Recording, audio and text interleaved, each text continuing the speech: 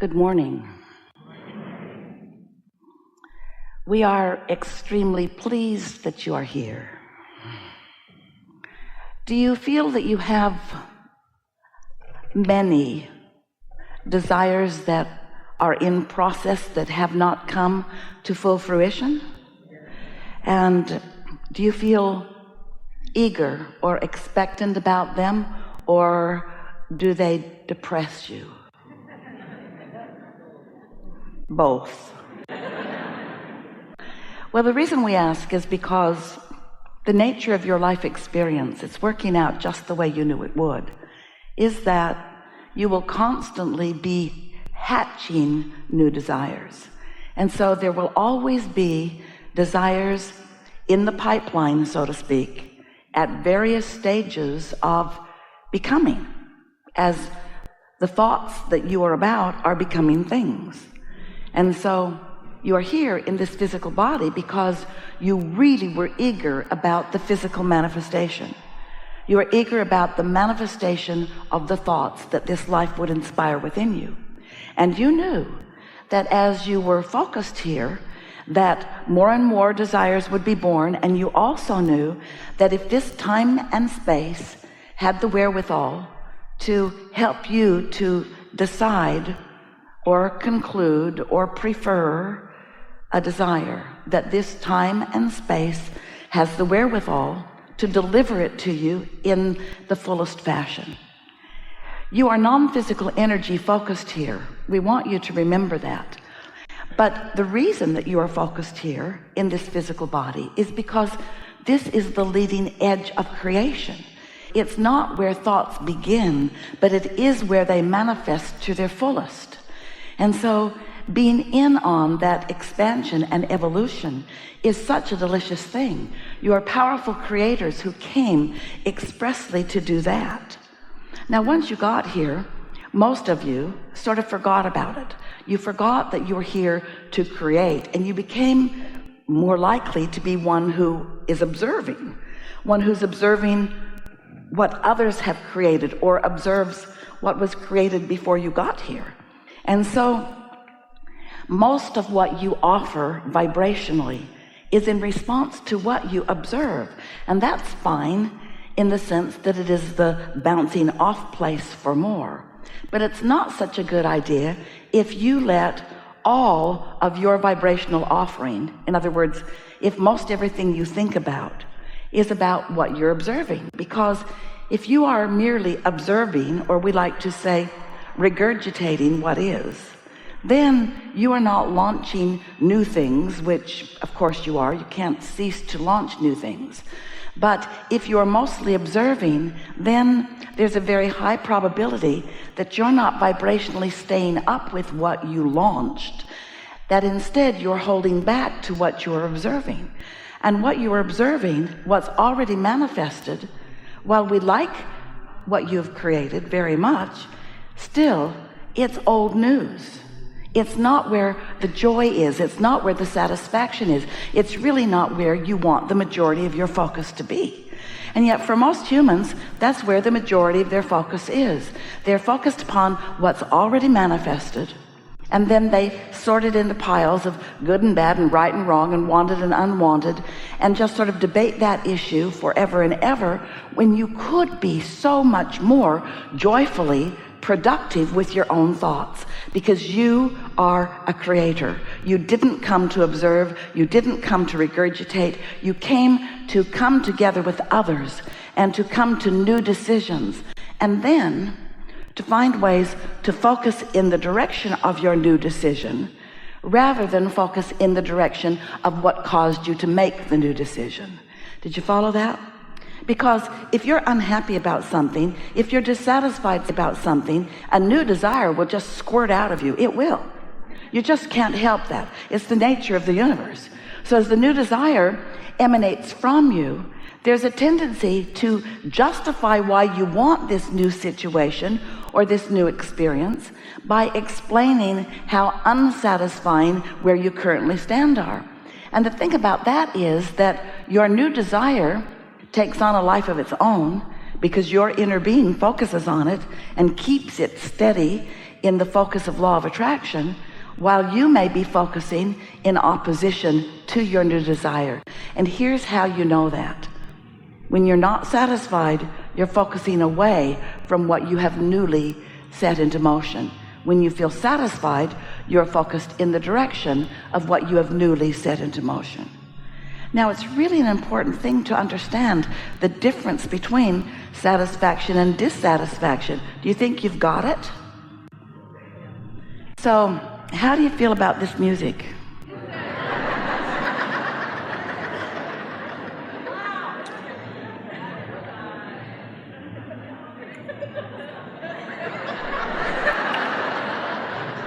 It's annoying, isn't it?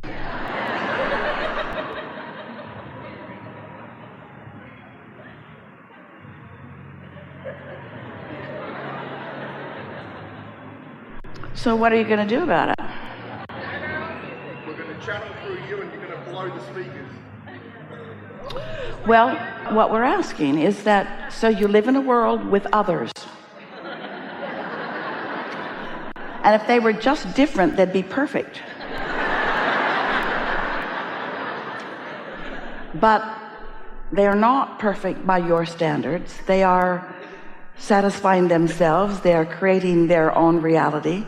In some cases they know it, in most cases they don't. But in every case they are selfishly oriented, because you can only see through the eyes of self. In other words, you have the perspective of self. So what life turns out to be for you is an environment where you're surrounded by a lot of other people who are doing their thing, whatever it may be.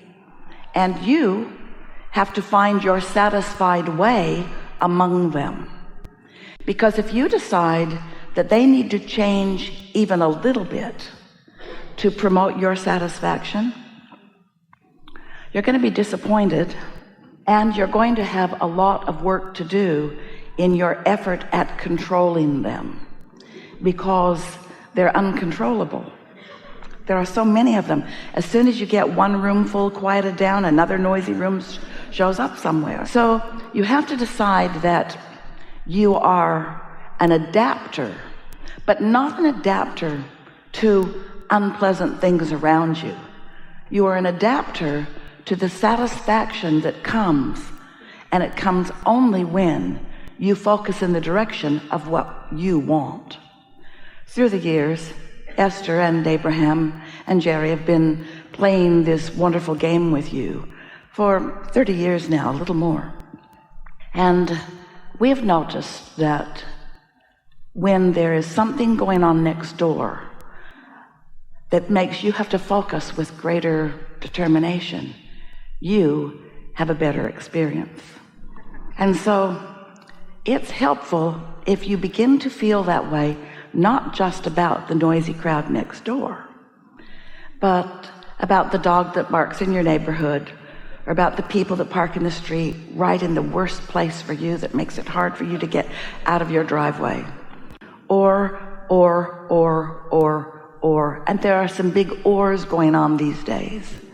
There's a lot of hubbub around you. There's a lot of reason for you, if you were inclined that way, to be pushing against, to find reasons for dissatisfaction. But in doing that, you would only thwart your own joyous experience. And it isn't necessary anyway, because you have the ability to focus. And you know how we know that? Because you are creators who came here just to do that. And because not one of you said, I want to go to my own planet where there is no one else there. Every one of you knew that there would be benefit in your association with each other, that it would help you in the producing of your own important clarity about what you want. So, you were non-physical energy before you came into this body, and the larger part of you still is. The part of you that is here in this physical body is sorting and sifting and on the leading edge, just like you knew you would, coming up with new things that you know would make your life better. And so when you launch those rockets, a wonderful thing happens. Energy follows those rockets. Your inner being, who is still non-physically focused, follows the direction of those rockets of desire. And your inner being never ceases to put attention upon what you have just now newly added to your list of what you prefer here in your physical creating, in your physical life experience. So we want to introduce to you a slightly new way of looking at this that we know will serve you and will make it easier for you to stay on the path, and by that we mean on your path of least resistance.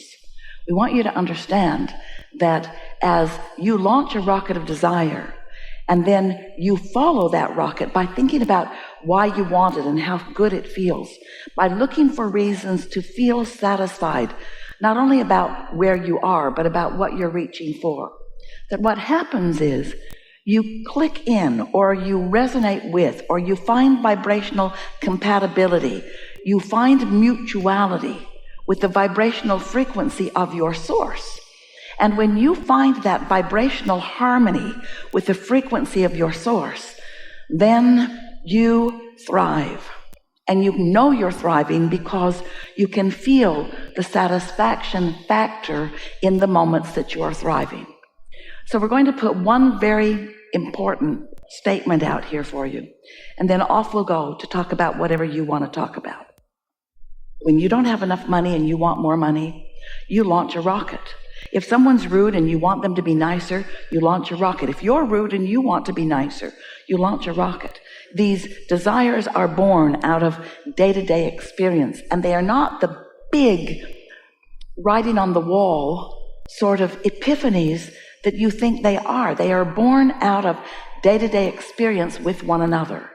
So as you launch this rocket of desire, and the energy that is your thought emanates toward that rocket of desire, your inner being focuses upon your rocket of desire.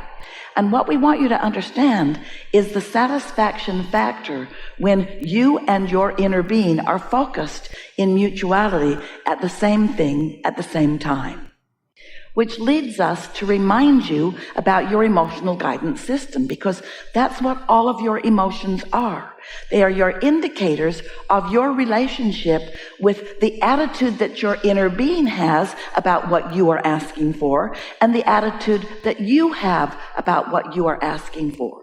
So when you are disappointed that what you're asking for has not yet come to full fruition, it's not parked in your garage yet, or sleeping in your bed yet, or money in your bank yet.